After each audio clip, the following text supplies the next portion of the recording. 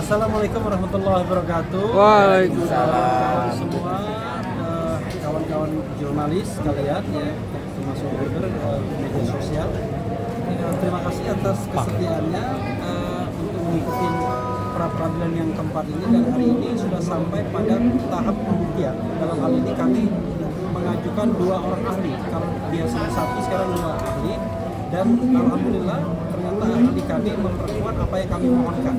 Hal yang paling penting adalah bahwa cacat formil dalam proses penyidikan itu ya bisa membuat kemudian penyidikan itu dianggap tidak sah, dinyatakan tidak sah, ya, bisa dibatalkan, dan konsekuensinya nanti akan dijelaskan lebih lanjut oleh ahli kami.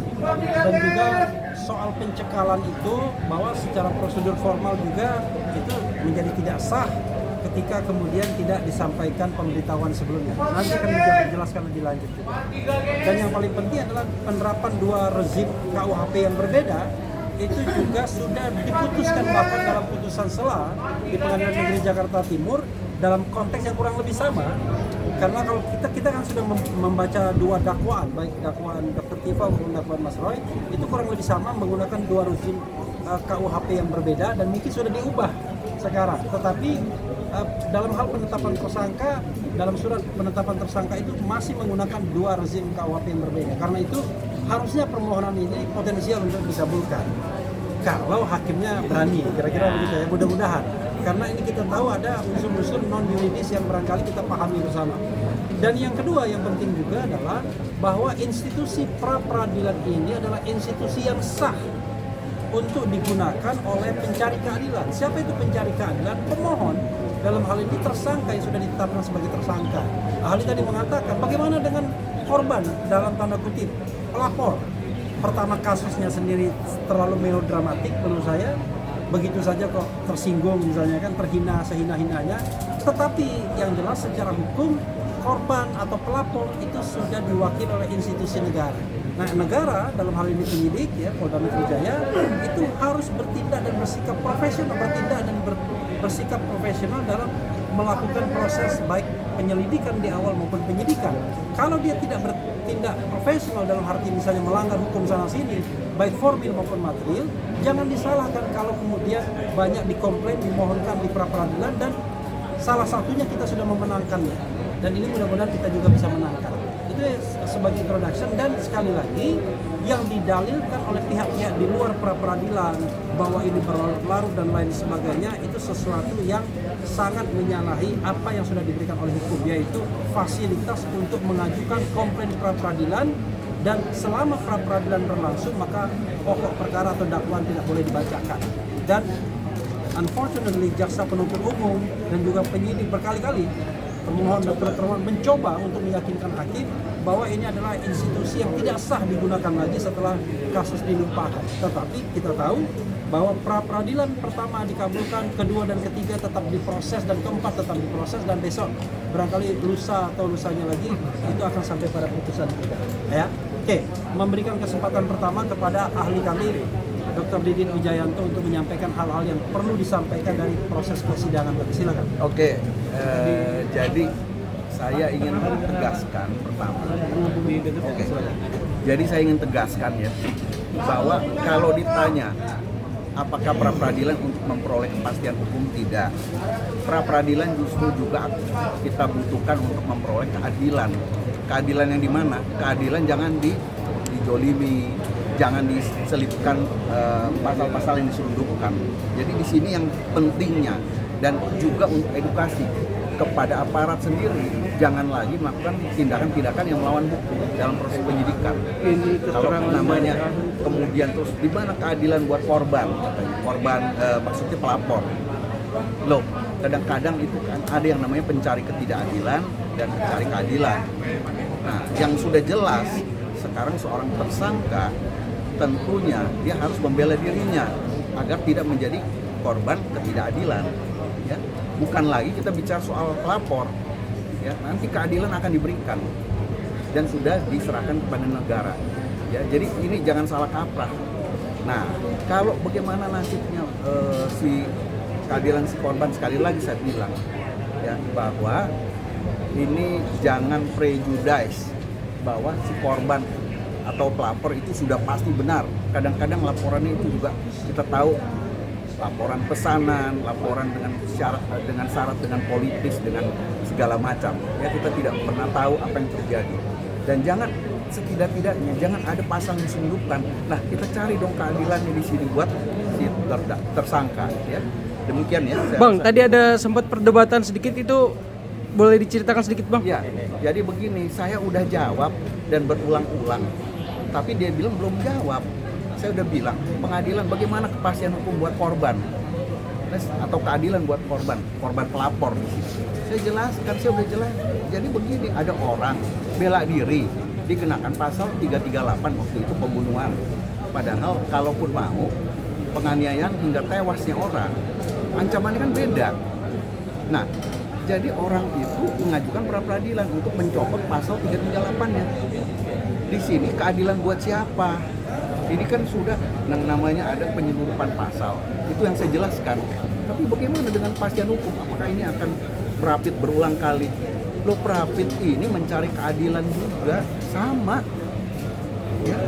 Jadi kalau makanya terus bagaimana dengan penahanan tadi yang makanya jangan gampang-gampang nahan orang. Jangan lagi sekarang penahanan itu kalau memang benar-benar ada syarat material untuk dilakukan penahanan. Ayo kita sekarang profesional, jangan semuanya teriak-teriak aja Prapit segala. Nah ini hak orang gitu, ya. Jadi jangan lagi, itu perdebatannya tadi saya udah jelaskan tapi masih dipertanyakan. Nah makanya hakimnya akhirnya bilang, ya saudara nggak dengar, sudah dijawab gitu, ya. Iya, demikian ya. Kami mohonkan maaf karena mungkin teman-teman melihat ada salah seorang rekan kami yang hari ini tidak ikut bersamai, dan kita berdoa karena apa? Ibunda dari rekan kami Ristan ya itu meninggal dunia. Jadi makanya Pak Ristan yang biasanya membersamai ini pulang ke Sumatera. Jadi moga-moga ibunda dari Sunan Ristan itu diterima di sisi Tuhan Yang Maha Kuasa. Ya.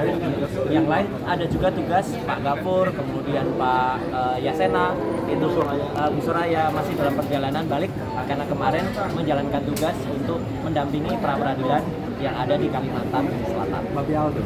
Dan alhamdulillahnya sidangnya juga ditunda di sana. Jadi yaitu ada penundaan sidang pra peradilan. Jadi minggu depan juga akan kita lalui. Baik, saya akan tambahkan yang tadi belum dilakukan. Apa yang saya rasakan? Yang saya rasakan apa yang dibela oleh tim kuasa hukum saya Tokam dengan ini luar biasa ya, ini luar biasa karena saya merasa betul, satu, tidak mendapatkan tembusan atau tidak mendapatkan salinan dari surat SPDP yang ada, dan itu penting karena ternyata ada perubahan pasal. Saya juga baru tahu ya, kalau ada perubahan pasal itu ternyata signifikan dan itu ada aturannya, ada putusannya bahwa itu harus diberitahukan. Kalau tidak diberitahukan maka saya tidak bisa dianggap kemudian sudah mengetahui, nggak bisa, harus diberitahukan. Bahkan perubahan penyidik juga itu juga berubah. Tadi aja ada dalam satu korps yang sama, baik itu kepolisian maupun itu kejaksaan, belum tentu kompak mereka, belum tentu mengerti mereka. Ada satu yang berubah, yang satu harus ngulangin lagi, yang satu harus ngulangin lagi. Kan padahal itu satu korps yang sama. Yang kedua soal pencekalan. Soal pencekalan jelas ya, kan tidak mungkin kemudian cekal yang sudah diumumkan waktu itu. Sejujurnya saya baru tahu dengan adanya pencekalan itu ketika bulan November, itu lisan. Setelah itu tiba-tiba diumumkan lagi diperpanjang 6 bulan. Itu lisan semua, nggak ada surat hitam di atas putih yang diterima. Ya, dan bahkan ternyata itu sudah berakhir pada bulan Juni. Tapi saya memang tidak mau resiko seperti tadi kata Pak Refli ya. Tiba-tiba saya ke bandara, tiba-tiba kemudian dipermalukan dan tidak boleh keluar pada saat itu kan lucu banget ya. Itu tentu saja saya menghindari. Nah, maka kita butuh kepastian hukum. Karena apa? Ada tadi beberapa contoh kasus ya. Orang yang sudah sebenarnya sudah out of date, sudah kemudian daluarsa cekalnya. Tapi ternyata dari polisian surveillance tidak dicekal, tapi ternyata dari pihak imigrasi masih dicekal. Ya. Nah, tadi ada kemudian ada pertanyaan apakah penting pihak imigrasi kemudian nanti misalnya putusan dari hakim tunggalnya menyatakan bahwa ini kurang pihak, harus ditarik. Nah ini mungkin ada sedikit perbedaan. Kalau yang kemarin, kenapa Kementerian Keuangan? Karena Kementerian Keuangan itu masih inline, masih dalam proses, masih dalam satu time frame yang sama. Yang nanti membayar adalah Kementerian Keuangan, makanya itu kita tambahkan. Tapi kalau imigrasi kan sudah daluarsa. Jadi sepertinya tidak perlu lagi ditambahkan. Itu yang kemudian perlu untuk dilakukan. Kemudian yang penting juga ingin saya tambahkan untuk yang terakhir ya. Jadi kita sama-sama ingin menghormati sidang ini. Berkali-kali saya dengar berusaha betul, dan terutama dari pihak turut termohon tadi menarik-narik ya. Ini sudah dakwaan sudah doang. Sekali lagi ya, dakwaan itu atau orang berubah dari tersangka menjadi terdakwa itu kalau dia sudah dibacakan surat dakwaannya. Ya. Kalaupun ternyata misalnya dari kejaksaan itu sudah kami kirimkan, dikirimkan kalau belum dibacakan dakwaannya oleh hakim yang akan memutus perkara itu statusnya belum berubah. Dan ketika status belum berubah, saya masih tersangka, belum jadi terdakwa.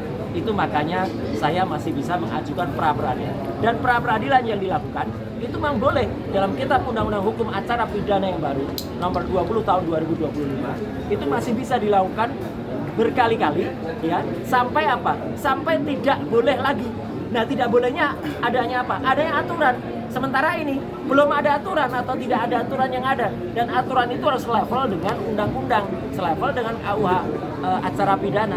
Gak bisa levelnya itu ada di bawahnya kemudian melarang. Itu akan tertabrak dengan aturan di atas. Makanya kalau ingin kemudian mengubah aturan itu harus ada judicial review melalui Mahkamah Konstitusi misalnya untuk mengubah